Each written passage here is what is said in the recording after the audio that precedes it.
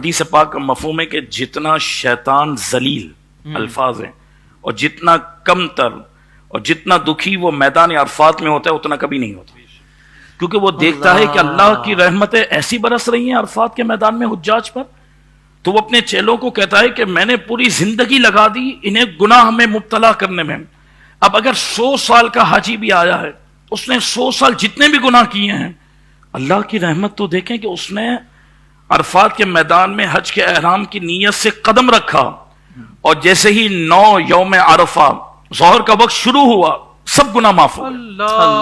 بزرگوں نے لکھا اگر کوئی یہ سمجھے کہ میرا گناہ معاف نہیں ہوا، یہ سمجھنا گناہ ہے۔ آپ نے کہا نا یقین کی بات، میں آپ کی بات کو آگے بڑھا ہوں، آپ نے جو بات کی نا یقین کی، علماء نے لکھا میدان عرفات میں حاجی کی مغفرت ہو گئی، وہ اتنا گناہوں سے پاک ہوا جیسے وہ ماں کے پیٹ سے نکلا۔ اللہ کے محبوب علیہ الصلوۃ والسلام کا چہرہ مبارک، اللہ اکبر، ہماری آنکھیں تو قابل نہیں۔ صحابہ کرام علیہم رضوان میدان عرفات میں حضور کے چہرہ انور کو دیکھ رہے ہیں، اللہ اکبر، سرکار دو عالم صلی اللہ علیہ وسلم مسکرا رہے ہیں، اتنے مسکرا رہے ہیں کہ حضور کے اندر کے دندان مبارک اور داڑھ مبارک نظر آ رہے ہیں۔ صحابہ نے وجہ پوچھی، حضور آپ اتنے حشاش بشاش، اتنے خوش ہیں؟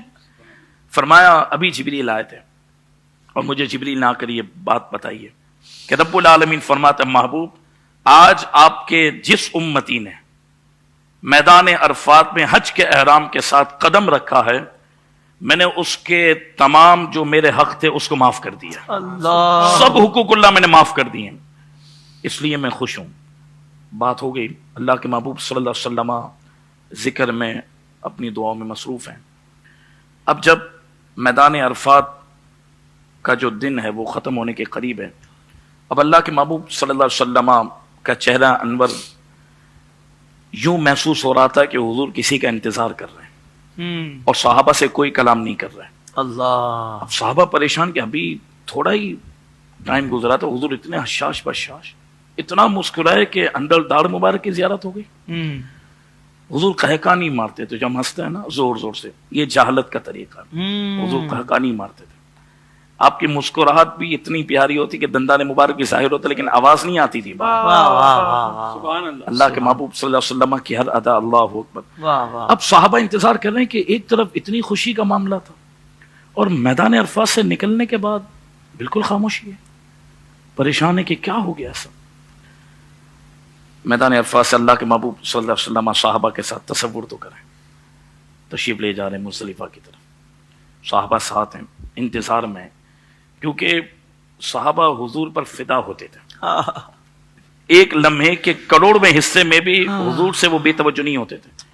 آپ ایک بات پہ حیران ہو جائیں گے حافظ صاحب، کیا قوم کو پتا کہ صحابہ نے حضور سے کیسی وفا کی ہے؟ اہل بیت میں صحابہ نے، حضور کے داڑھی شریف میں کتنے سفید بال ہیں صحابہ اس کو گن کر بھی امت کو بتا چکے ہیں کہ 17 بال مبارک حضور کے سفید تھے داڑھی کے اندر۔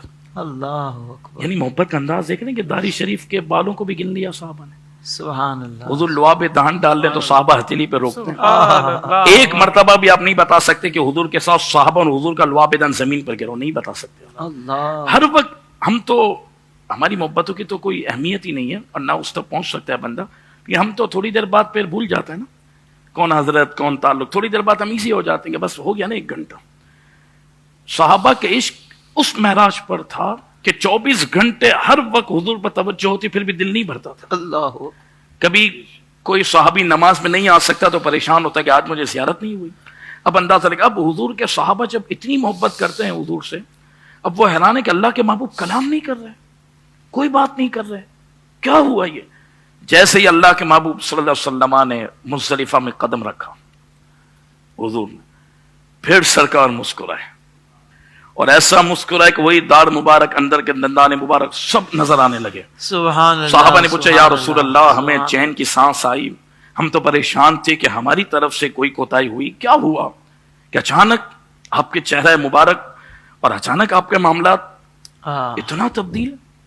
حضور نے فرمایا اب آج ناظرین اس پہ غور کریں کہ اللہ کے محبوب کتنی ہم سے محبت کرتے ہیں، حضور کتنی محبت کرتے ہیں۔ یہ حج کا پیغام ہے، بخشتا رب ہے بخشوایا مصطفیٰ نے، دیتا رب ہے دلواتے مصطفیٰ ہے۔ انما انا قاسم واللہ یعطی. کیا بات حضور ہے. کی شان تو دیکھیں آپ, یہ حج کے اندر ہی ہمیں پتا چلے.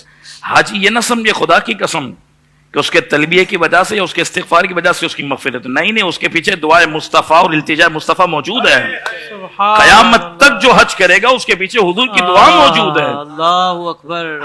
حج بنا حضور کی دعا سے ہے. اب عرفات میں اللہ رب العالمین نے حقوق اللہ معاف کر دیا, حافظ صاحب جتنے حقوق ہیں معاف کر دیے. اب جب مزدلفہ میں اللہ کے محبوب صلی اللہ علیہ وسلم نے قدم رکھا, حضور حشاش بشاش, صحابہ نے پوچھا حضور کیا وجہ ہے؟ سرکار دو عالم صلی اللہ علیہ وسلم نے فرمایا صحابہ معاملہ یہ تھا کہ جبریل نے آ کر مجھے بات بتا دی کہ رب العالمین نے فرمایا کہ آج آپ کا جو امتی حج کے احرام کے ساتھ عرفات کے میدان میں موجود ہے, میں نے اپنے تمام حقوق معاف کر دیے. تو میں نے رب سے عرض کی مولا تیرے حقوق تو معاف ہو گئے, میرے امتی سے آپس میں حقوق میں بھی تو کمی ہو جاتی ہے جی, جس کو حقوق العباد کہتے ہیں. جی, اس کی معافی کا کیا ہوگا؟ اس کی معافی کا کیا ہوگا؟ فرمایا مجھے جواب نہیں آیا, مجھے جواب نہیں آیا, تو میں جواب کے انتظار میں تھا کہ جواب آ جائے مجھے.